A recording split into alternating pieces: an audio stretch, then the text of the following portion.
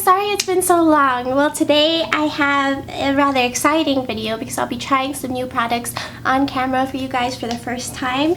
I placed an order with this really cool natural and cruelty-free brand called Rituel de Fille. I ordered a few highlighters, and because they're kind of known for that, I'm obsessed with their promo photos, and everything they come out with sort of shifts in the light and is super glowy and pretty. But what really pushed me over the edge was seeing their pictures of their color changing eye products, specifically this one. So you'll get to see me play with them on my face and all of that. Keep in mind that my first impressions are exactly that.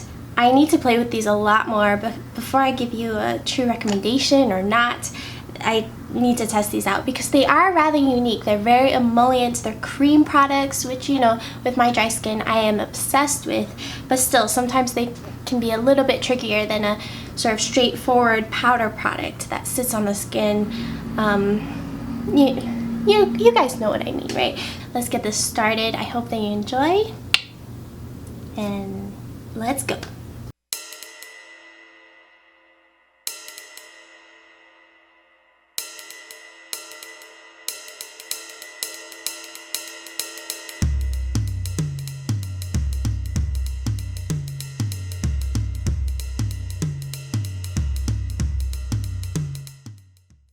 I'm going to lay down a little bit of my Viseart eye primer to try and keep the eyeshadows in place. My plan is to do a simple eyeshadow look featuring my new, it's called Celestial Sphere Eye Suit. I'm going to start off with using my Pat McGrath Bronze Ambition, or whatever it's called, eyeshadow palette as a base,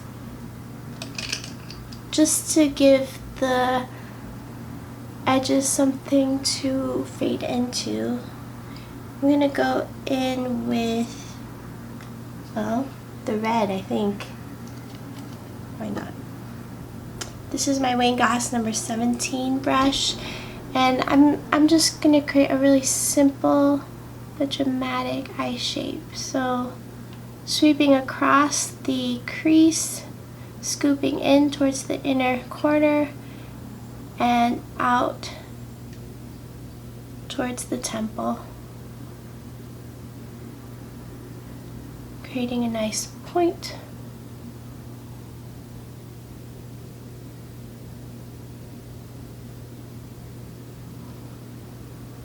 And again on the other eye.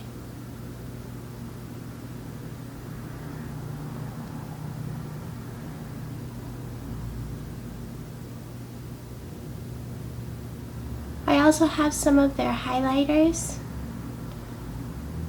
that I'm going to try out.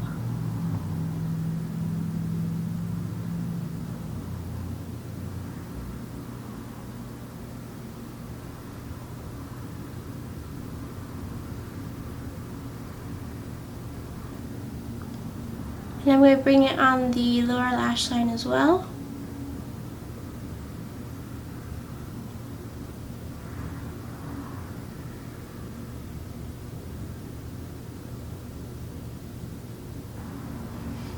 And that's all I'm going to do so far with the powder shadows.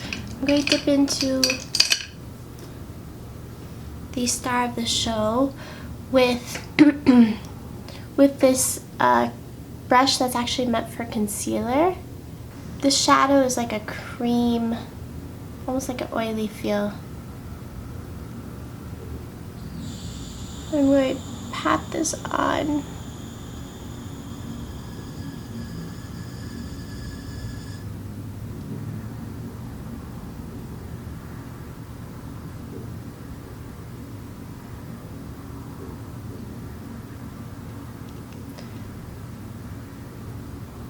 Has a really nice glossy shine to it.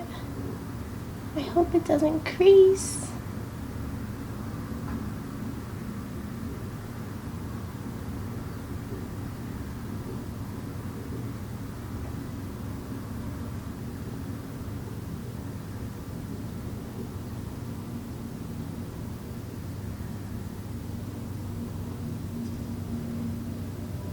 I see a little bit of clumping out here. I'm gonna try and swipe the other direction to get the product dispersed a little bit better.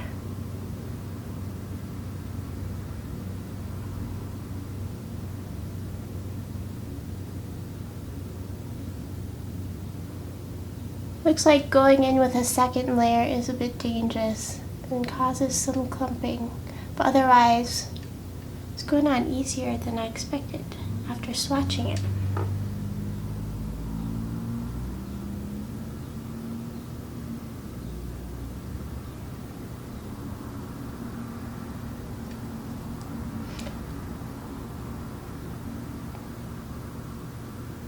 Let's see what I can do with this fluffier brush.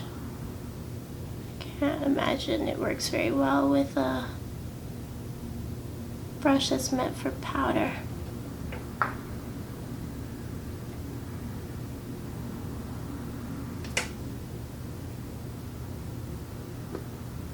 Wow, it's glossy. I love that glossy effect.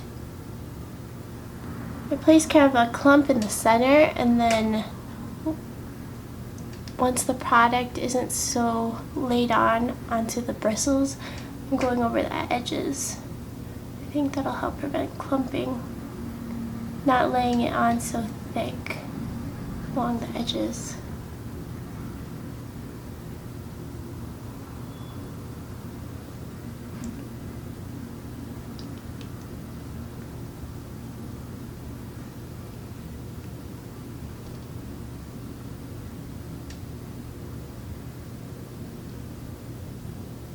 I wonder how this product would apply with a sponge. I've got such a sponge tip applicator right here. I'm gonna try it. Let's maybe put it in the inner corner, see how it applies. Oh yeah, that works very nicely, as if I'm using my fingers. The problem is this opening is so narrow I can't really stick my fingers in it without making a big mess. That's why I would normally just go in with my fingers to tap all of this out onto my lid. But the actual container, I wish it was wider and shallower.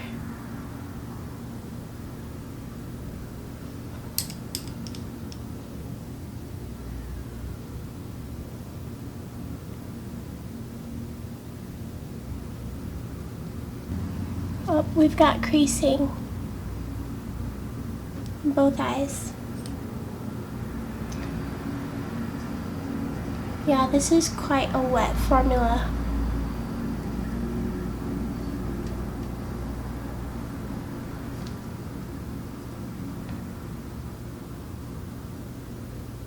I was hoping not to set this because it'll maybe take down the glossiness.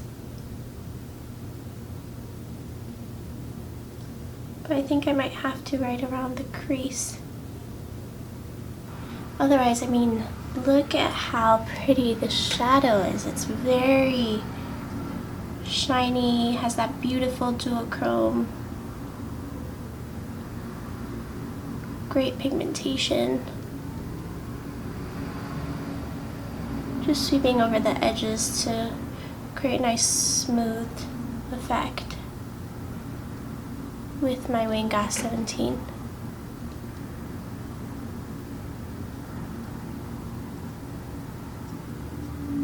Oh, it's pretty. Okay, for setting it, I mean, I think my closest shadow is probably my Natasha Denona one. I mean, it's quite different, but I have a feeling this is probably my closest. This is my favorite, the Calypso Blue. And with my fluffier brush, I'm going to take some of this and tap it onto the crease, right where I saw it lifting. I'm going to try and avoid putting it everywhere because it's substantially more blue. So I don't really want to take away from what the actual cream shade looks like.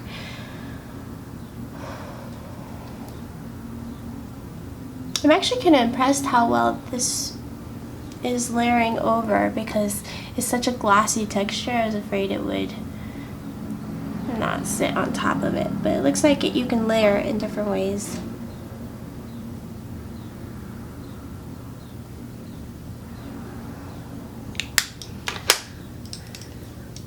This type of interesting color change is what really got me excited about makeup back in the day. Like, I was so shocked that makeup could do that. I hadn't seen it really before, so this just makes my heart absolutely sing. I'm very excited. So I'm gonna go ahead and throw on some mascara, and I'll be back to finish the face with you guys. For foundation, I'm gonna use my Hourglass Vanish Seamless Liquid Foundation in the shade Shell with, of course, my favorite, the Esum Sponge. I find this foundation can offer quite a full amount of coverage if you're interested. It lays really thin, which is how I like it. I don't like a foundation that's too thick. I heard the Juvia's Place foundation is really thick, like paint thick, but very pretty still, but makes me not really want to try it because thick foundations are not really for me and my skin type. But this one offers coverage and a really nice skin-like texture, a bit more matte than their stick version. And I wanted a matte foundation with these highlighters. I just feel like they're quite that slippery texture like the eyeshadow, so I think we need a little bit more of a matte complexion to keep things from sliding away. But I haven't used them yet, so we're in the first impression stage. For the under eyes, I'm going to use my Makeup Forever Ultra HD concealer. Just a little dot under each eye.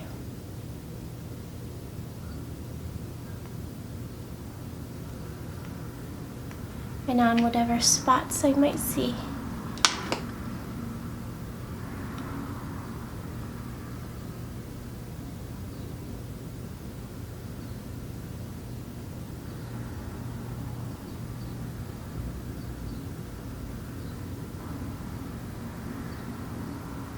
Have you guys seen the show Good Omens?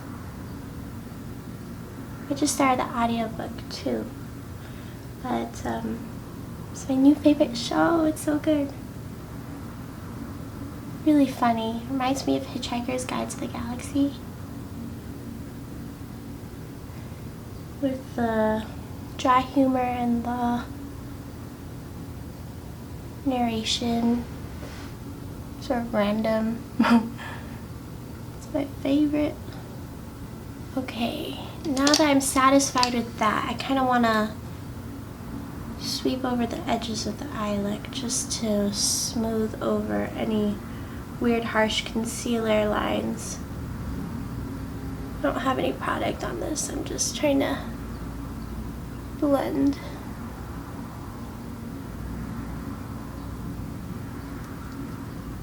Once that's been done, I'm going to take a little bit of powder and do the same thing to really set and smooth.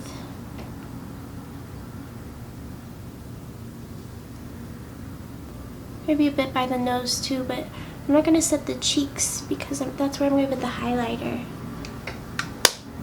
And I don't really feel like I need to set anywhere else. I'm quite dry.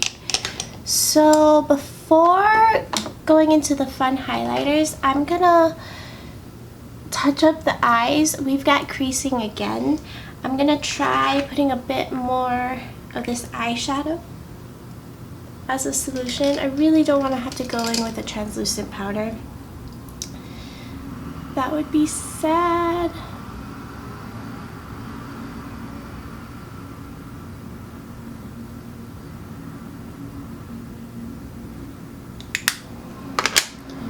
But if you're always struggling with creasing and you absolutely hate it, this eyeshadow is definitely not for you. Makes me think the highlighters will probably move too.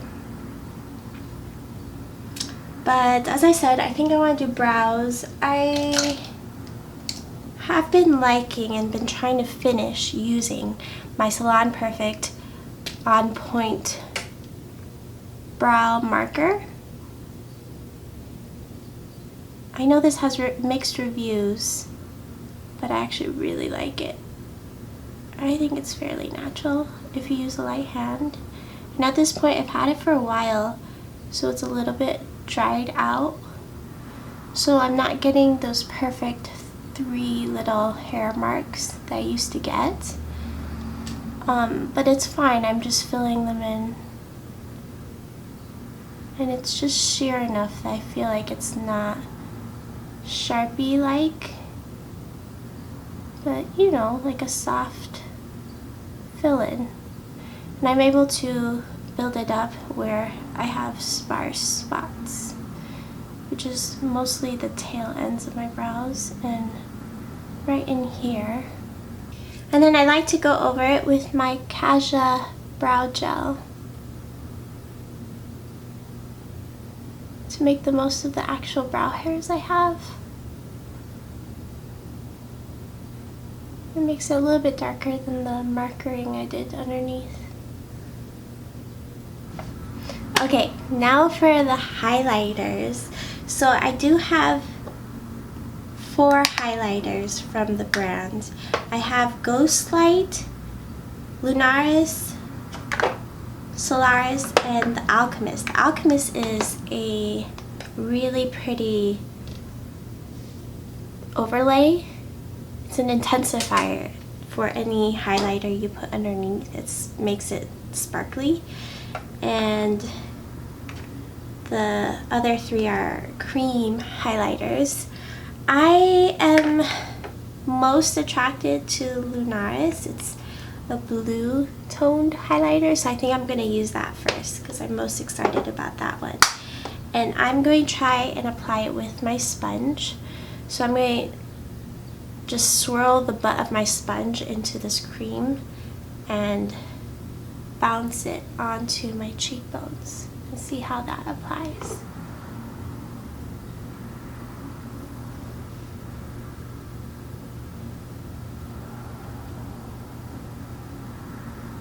I think the key with slippery products is to make sure you don't apply too much and don't layer it too much. With the eyes, I put, you know, quite a bit on, so that's really, it's hard to prevent creasing if you put so much on.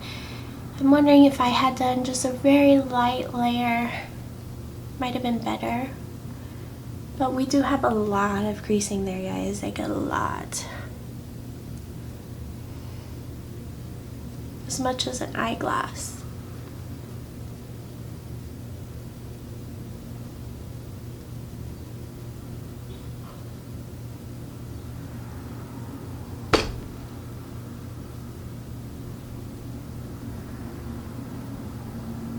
Putting some down the nose, but I kind of feel like with the blue tone, I'd rather mix it with Ghost Light, which is a little more neutral for down the nose.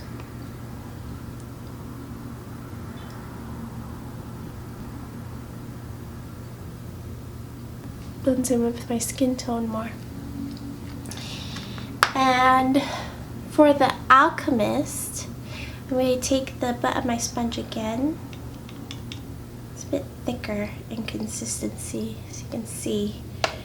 It definitely has like sparkle in it, so I'm going to put that at the tops.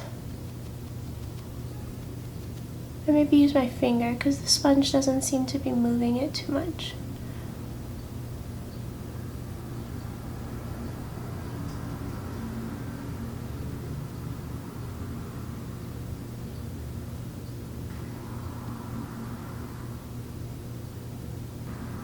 So that is the glow I'm getting from that. I think it's very pretty. And I don't feel like I really need much else on the complexion. I'm gonna move on to lips. I have three main new lip products. This MAC one, that's pretty sheer, light, shiny pink. The Charlotte Tilbury JK Magic, light pink nude. And this Becca lipstick that my friend Ellen really highly recommended, called Cupid's Kiss. It's a little more brown. Thinking this one's a little brown for today's look. I'm gonna go with JK Magic.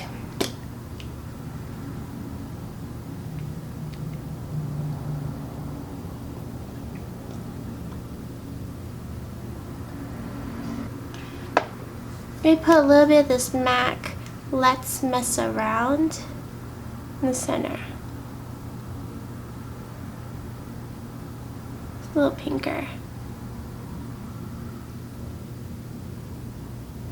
My skin is still tacky. I'm thinking about layering a powder highlight on top to take down the tackiness. I have this Smashbox The Hood Witch crystallized highlighter in Optimistic. Very glitzy. I haven't used this before. I take a soft brush and swirl that in there and just lightly see what that does on top. It does take down some of that tackiness. Makes my highlighter a little more obvious, but it's kind of the name of the game at this point. Has a nice opalescence to it. Okay, I seem to prefer that because the tackiness was feeling too sticky and unpleasant for my taste. Okay, so this is the final look. I do think that they're tricky. They're very movable products. They seem to shift and they're very emollient, very emollient. And even with sort of setting the eye product, I've got a lot of creasing. So if you naturally have oily lids, you probably won't like this, but like I said, this is a first impressions. I need to test these a lot more to really get the feel for them and try them in multiple different ways. And I'll get back to you with tips and tricks that I learned along the process. I've heard really great things about this brand, so I don't want to write them off, but the products are quite glossy. I think glossy is the sort of texture that I'm feeling, and my eyes are sort of sticking. You know how when you have an eyeglass on, this is what it feels like. So we'll see. I will pair the eye suits and the highlighters with other products and see if I can make it sit more still for a longer period of time, but the actual shine and look is very pretty. It is very, very pretty. It's intriguing and it shifts sort of alien skin. Lovely. I love a good mix of cool and warm tones, which is what we're getting on the eyes. So pretty. So that is it for today. I hope that you enjoyed. If you have experience using Rituel de Fille products, please let me know what you think. And if you have any tips for me, then that is more than welcome. Thank you. And yes, I will catch you in my next one. Bye, guys. What am I doing? It's been a while since I filmed, clearly. All right, bye, guys.